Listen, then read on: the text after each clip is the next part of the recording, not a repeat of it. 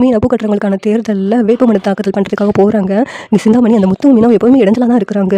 இப்போ தானே அவள் வேட்புமனு தாக்கல் பண்ண போகிறா. அவள் போய் வேட்புமனு தாக்கல் பண்ணக்கூடாது. அதுக்குள்ளேயே அவளை தீர்த்து கட்டணும். முத்து மீனாவையும் தீர்த்து கட்டுறதுக்காக இந்த சிந்தாமணி ஆளை செட் பண்ணி அனுப்புகிறாங்க. அவன் முத்தை கொல்றதுக்காக கத்தியை குத்துறதுக்காக போகிறான். அப்போ மீனா கையை வச்சு தடுத்துடுறாங்க.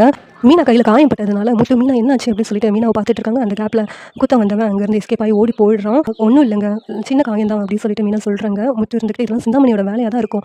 அவள் தான் நம்ம வேட்புமனு தாக்கல் பண்ணுறதுனால நம்ம பண்ணக்கூடாதுன்னு சொல்லிட்டு இப்படிலாம் பண்ணியிருக்க வாய்ப்பு இருக்கு. நம்ம இதை நினச்சி பயப்படக்கூடாது மீனா. நம்ம இப்போவே போய் வேட்புமனு தாக்கல் பண்ணுவோம்னு சொல்லிட்டு முத்துவும் மீனாவும் வேட்புமனு தாக்கல் பண்ணிடுறாங்க. இங்கே மீனா கையில் காயத்தோட வீட்டுக்கு வர்றாங்க. வீட்டுக்கு வந்ததும் இங்கே விஜயா இருந்துட்டு என்னடி கையில் காயம் இருக்குது என்னாச்சு அப்படின்னு சொல்லிட்டு கேட்குறாங்க.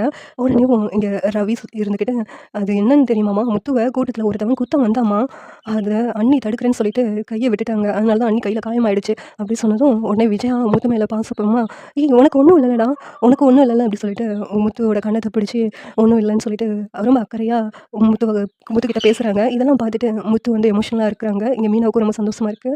இந்த நேரத்தில் இது அம்மாவா அப்படின்னு சொல்லிட்டு மனோஜுக்கு ரவிக்கு எல்லாருக்கும் ஆச்சரியமாக இருக்குது.